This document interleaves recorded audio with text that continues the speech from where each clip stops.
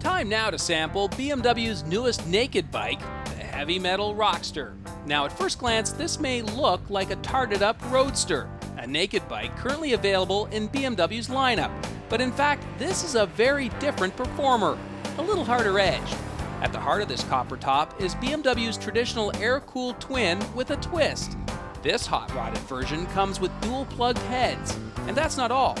The instrument pod, front suspension-related items, carbon fender, and wheels are in fact lifted from the R1100S, while the tubular handlebars are a Rockster exclusive. So how does it all work? Well, here's what a longtime rider, engineer, and fabricator Percy Adler had to say after a day of kicking it out on the Rockster. Now this BMW comes with this new head, this new dual spark head. What did you think of the engine? I know you like air-cooled engines, I know you like twins. What did you think of this motor? Well, it's a BMW motor. It's very even, like a V-twin motor. You have this ba-bum, ba-bum, ba-bum, ba-bum kind of thing. It's a bit more sexual, if you like.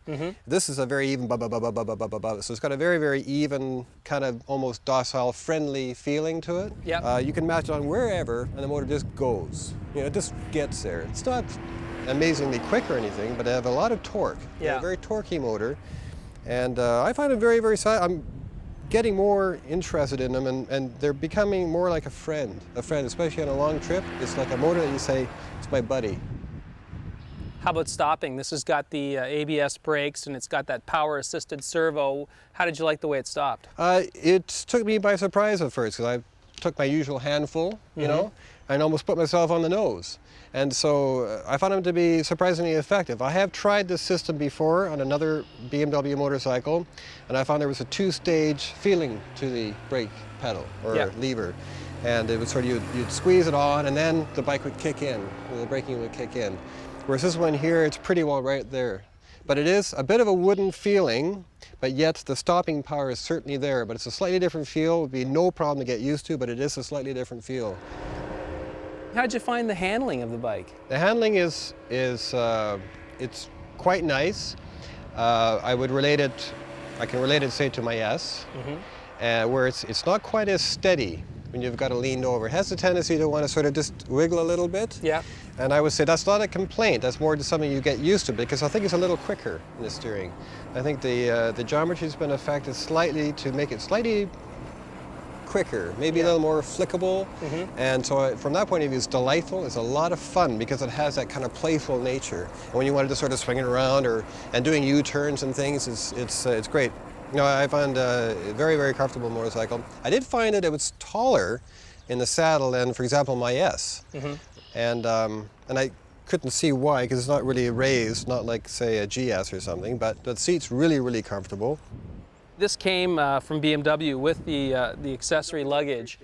So obviously BMW intends this to be something beyond just a commuter bike. Who buys this bike? Who's it for? Well, I think it's for somebody who wants to have fun with a BMW. It's got a playful look to it. You know, it's not serious. It's kind of like, hey, I'm going to have some fun. And so, but you know, I like to have a BMW because either for whatever reason you like an air-cooled engine. It's very, you know, there's not too many air-cooled motors around. It's historically interesting in that they've kept this configuration since 1923. Yeah. It's you get a sense of connection with the past, yet it's kind of playful and fun. And yeah, it does have all the attributes of a long-distance touring bike. I think with a little bit of protection up in here, you got your bags that slide on the back, and you got a rack on here, and you can also get it comes with the bike actually is a tray instead of a rear seat, so you can load on boxes or bags or whatever you want, sleeping bags and tents and things. So it's an interesting take on a motorcycle. It's a totally unique approach to design and appearance, and I think on those merits alone, it's extremely interesting and should appeal to somebody that's looking for something, you know, intriguing. These guys are not following down the path of everyone else. They're actually venturing off into their own place, and I think that makes for an interesting experience with a motorcycle, because it's an emotional experience. And yet, functionally, of course, it's beyond reproach. You can't deny that this would be one of the best motorcycles, the most reliable that you could get.